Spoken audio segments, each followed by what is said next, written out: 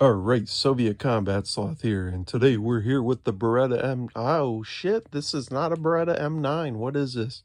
This is a Taurus PT99 AF in 9mm Parabellum, or aka 9mm Luger, aka 9x19. I'm just getting a little excited here. Do a little safety check. Nothing in the chamber. No magazine present. Shaboosh. But yeah, Taurus PT99 AF. Man, I grew up watching movies in the 80s and 90s, like Lethal Weapon, with Mel Gibson and the Beretta M9 and stuff, and like, I don't know, it's back in 2009, I walked into a pawn shop and I seen this thing. I was like, God dang, a Beretta for only 350 bucks? I was like, let me see that thing. I get it out of the guy gets out of the case, hands it to me, and I'm like, what is this, a Taurus? I was like, I never really heard of Taurus that much. I was like, I'm not familiar. I was like, they make a Beretta M9 clone? And the guy's like, oh, hell yeah. But yeah, I was like, man, 350 bucks? Let me get this thing. And I was broke as shit at the time working at Kmart. And I ended up putting it on layaway for like 2 months or something, because I'm only making like 250 bucks a week, or I don't know what I'm making. 300 bucks a week, or getting paid every 2 weeks. Like, I just didn't have a lot of money, so layaway.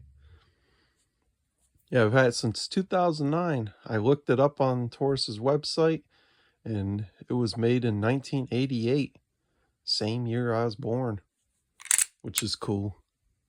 It looks the same since the day I bought it. Like, it's got wear and tear on it. Like, I might have put a little more wear and tear on it. You can see some wear on the barrel, on the slide. Whoever had it before me kind of banged up the I think this is an aluminum frame, but they banged up the serrations here and on the rear a bit. You can see some wear and tear on there. It's got a lanyard loop. It was kind of a popular thing back in the day. You'd see on handguns, like full-size service type handguns.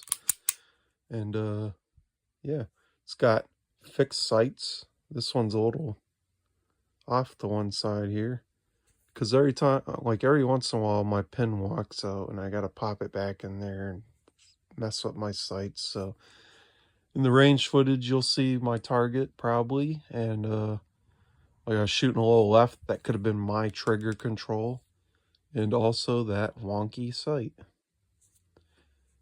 In the footage you'll also see that I had like a malfunction where like it didn't cycle around, I guess, and I think I tried to cycle it and it didn't go. So then I locked the slide back and I was like, man, there's still a round in there. So the magazine was already fully seated, and I just ended up hitting the slide release and chambered the round, and it fired and functioned, and that was the only malfunction I had.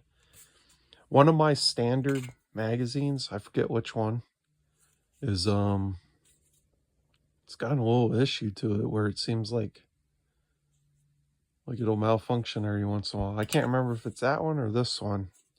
I've got to mark them next time I go to the range. I just didn't think about it.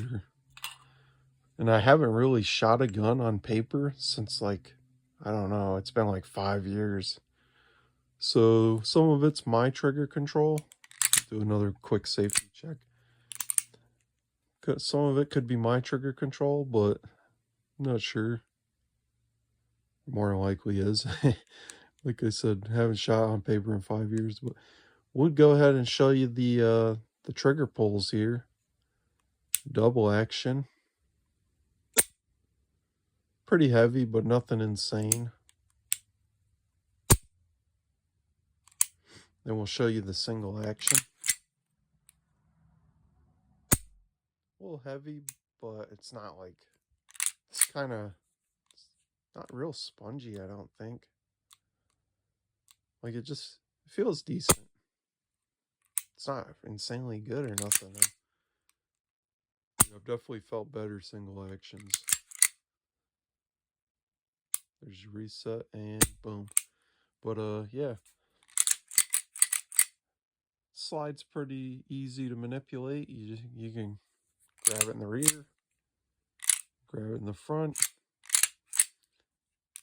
This gun's a little old. I've never replaced the recoil spring, and I've probably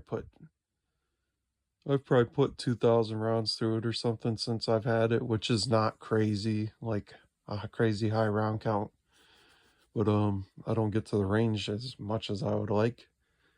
And I've got a shit ton of other guns, so this one sits in the safe. But yeah. But I think the last guy that had it before me probably shot it a decent amount. Or it was a truck gun, one of the two. Probably both. Just based on the wear and stuff. But yeah, nice wood grips. Like they're a little beat up and scuffed up and stuff. But I like that look, man. Like I like a gun that looks like it's been used. Like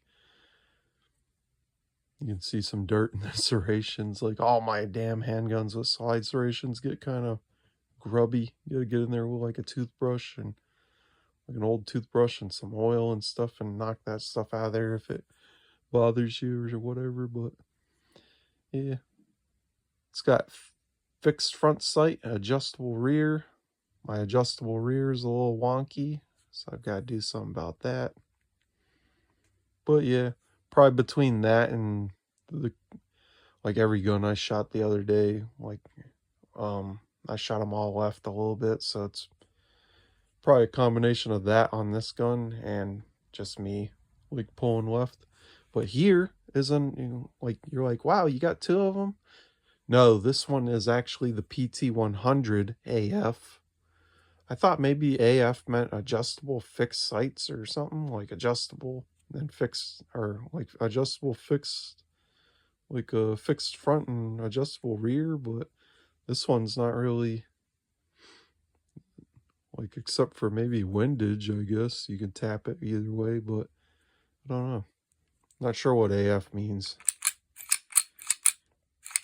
The slide on this one's a little bit stiffer to rack. This one's the PT100 AF and 40 caliber. We'll go ahead and safety check real quick. Nothing in the chamber, no magazine present in the gun. But yeah, I guess because it's a 40 caliber, the slide's not as smooth to rack because it's probably not had an insane round count through it.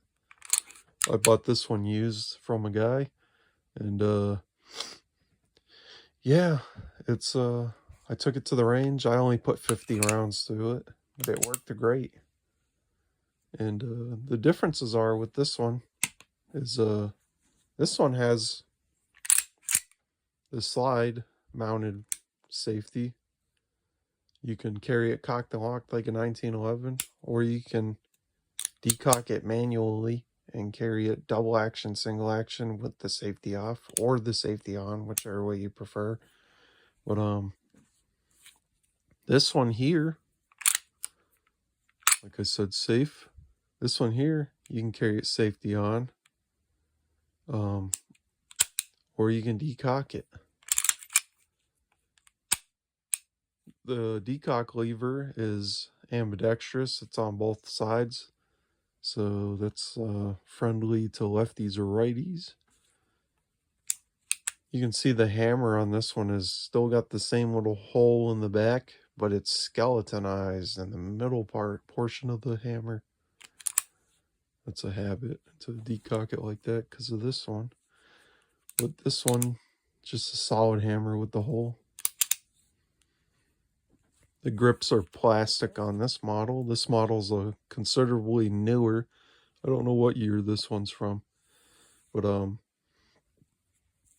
yeah, this one was a pretty good gun.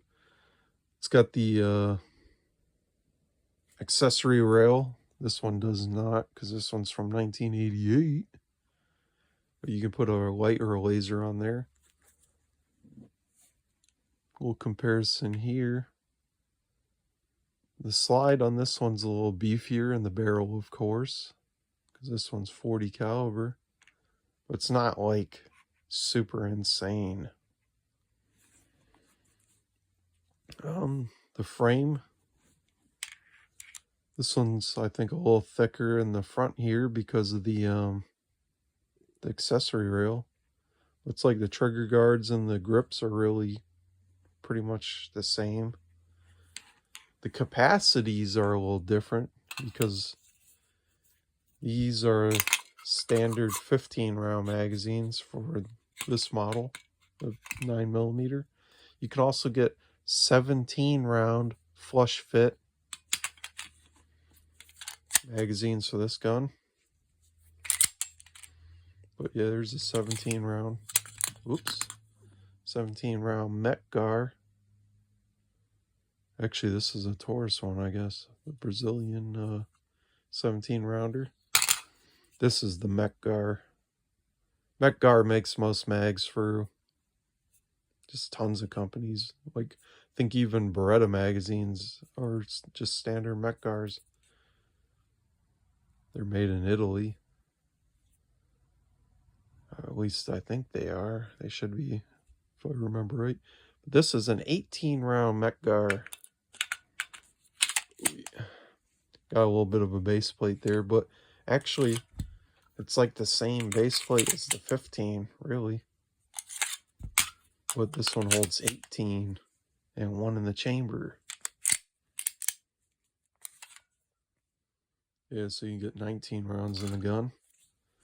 This one's a little lacking for some people, like if you really care a whole ton, but it's 11 rounds and one in the chamber. I think you can also get 15 and 17 round mags from Metgar for this gun, but I'm not 100% like sure on that. But yeah, we'll go the range here and we'll show you the footage and we'll show you the recoil from the 9 to the 40. Like, you'll have to watch the video. Like, it's like I'll shoot the 9 first, then roll in the 40 footage. Like, you'll see the 40 did have more recoil, of course, but it's not like insane because it's a decently heavy gun. Like, the weight's there, and like the recoil for me, like in the video, you might be like, oh, that's a 9mm, it shouldn't kick that bad. I wasn't really death gripping the guns. Like, I was just kind of getting my grip, shooting. Like, you'll see I was kind of adjusting myself like this a few times on the video, like, just because I haven't shot in so long, like, just like my comfort level. Like, I didn't bring enough rounds. I put, I think, 50 rounds of 9mm through this, 50 rounds of 40 through that. And just as I'm, like, getting comfortable and warmed up and stuff, like, I'm out of ammo. But that's all right, because we'll get to the range again. But rolling the footage, you could see that you just see the performance, see how I shot them, and which is not super great. But anyways, we'll be right back.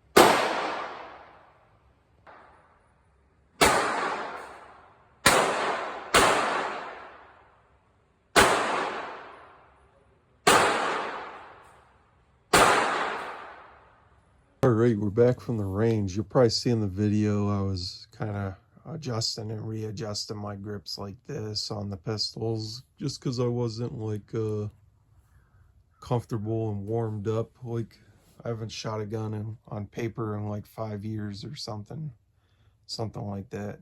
So you'll see I was adjusting and readjusting my grip because the slide serration, or the serrations on the grips, are not like super insanely aggressive. So it's between just my lack of shooting in years, and they both feel a little slick. Like you'll just see I was adjusting and readjusting my grip. I was pulling a little left with both guns, but that's just me not having shot in years, and it's my trigger control. What else? Oh yeah, and this one, of course, because the sight's a little wonked out, that's another factor in my accuracy. The guns are definitely more accurate than I could ever shoot, but just my factors there are why you'll see the group walk a little left. My patterns are about like this at, I think it's like 30 feet, something like that. I had it at like self-defense type range. Like about a pattern like that. That's about a 5.5, 6-inch group. Something like that. Which I think's acceptable. Like that will stay on a torso size target at 30 to 25 yards. Like I'm able to produce groups like that at 25 yards as well. 25 yards is a bit far for self-defense, but there are definitely, there's quite a few cases over the years where people have had to shoot out to 25 yards or even more, like in self-defense scenarios with like just crazed gunmen or something. But I've never really been patient enough to try to, or cared enough to put up those little like quarter size or 50-cent piece size patterns that some people go for. Like, I just kind of care about what I would call, I've not been to combat, but I just kind of care about combat accuracy. Like 5.5, 6-inch group on a torso size target at 25 yards, good enough for me. I haven't shot in 5 years, so I thought my accuracy was, it was all right. Could have been better, definitely could have been worse, but yeah. They're both great handguns, the 9 and the 40. I recommend them. The 9mm, the recoil is not bad. Like, it might look a little heavier than what it should in the video because like I wasn't choking down super tight on the gun. I was just casually shooting. The 40, same thing. The recoil is not bad. It's a little more punchy, of course, but it's not like unmanageable. I enjoyed shooting it. Yeah, they're both reliable. That open top design helps. Like barrel doesn't tilt up and down a lot. It kind of moves more back and forward, and it's more of like a straight shot straight from the magazine into the chamber, so that helps with the feeding, I would think. Just like the Beretta M9, that's a reliable handgun, which this is modeled after. The brief history with the Taurus is, I guess Brazil had a contract with Taurus, not Taurus, but the Brazilian government had a contract with Beretta to produce M9 pistols for their military, and they wanted the stipulation, I guess, in the contract was that Beretta had to set up a factory there to produce the handguns and employ Brazilian labor to have jobs over there for them. And once the contract was up, Beretta fulfilled the contract. They didn't want to ship all that machinery back and forth to Italy or whatever, so they decided to sell the machinery, and that's when the company Taurus Forges, or whatever it was called, like they decided to buy the tooling and start producing the handgun on their own accord. Like, I do like the Tauruses a little better than the Berettas. Like, the Berettas are a little finer in their fit and finish. And I just don't really like the safety on the Berettas that much. Like the slide mounted decocker. Like, I do prefer the frame mounted. Because you, like I said, maybe you can carry it cocked and locked like a 1911. And this one, you can do cocked and locked like a 1911, or you can decock it, carry it double action, first shot pull, or you can actually carry it double action with the safety on. So yeah, this one here, you'd have to manually decock it like that to carry it double action first round, but you can carry it double action first round, safety off or on. And yeah, they're great pistols, man. Like I said before, if you're a fan of the Mel Gibson and Bruce Willis and Die Hard and Lethal Weapon, and just like, man, like, it's just a popular handgun like the Beretta M9. And if you're on a budget and you can't really afford it, and you stumble into a gun shop and you see the Taurus brand model or clone or whatever, I'm getting tongue tied here. If you see it, man, give it a shot. Like, Taurus used to have kind of a bad rep. Their G2 pistols are really great. The G3s are really great. Like, working in pawn shops and stuff like that, I sold tons of those G2s, G3s.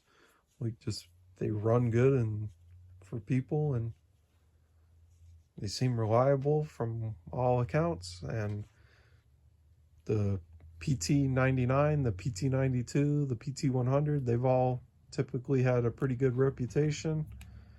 And yeah, Taurus has really stepped up their game a lot in the last few years. And like, I had one of their old Millennium 45s, and I thought it was a great pistol. It was like the size of a Glock 26 damn near, and it held 11 rounds of 45.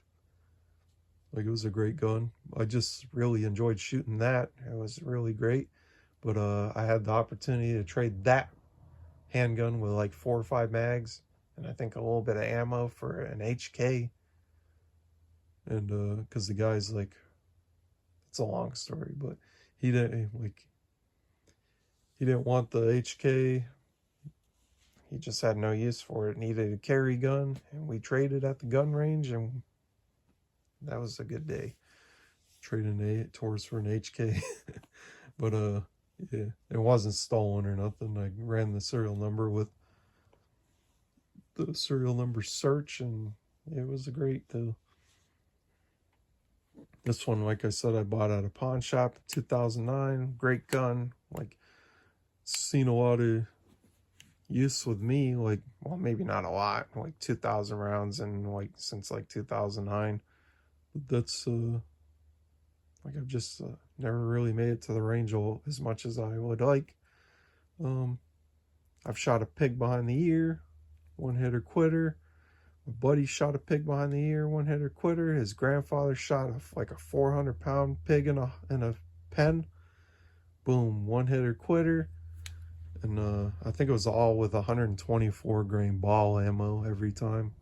And yeah, they wanted to process the pig, so his grandfather shot that thing and went down like a sack of taters. But yeah, I don't know, man. I'd recommend these pistols. Like, you'll see, I'll probably do another video with the Walther P38, which this gun and the Beretta have been highly influenced by, with their open top, fixed, semi-fixed type barrel. With the, it's not really fixed, but it's like, it's got the locking lugs there. It doesn't tilt like the Glocks, man. Like, sometimes you'll see them Glock barrels just like wank. But yeah, if you enjoy the video, like, I'm not the greatest at these type of things, but if you enjoyed the video, leave a comment. If you didn't like the video for one reason, like, leave me a comment. Tell me what you didn't like or how you think I could improve it. If you feel free, well, if you are so inclined, and feel free to subscribe if you'd like.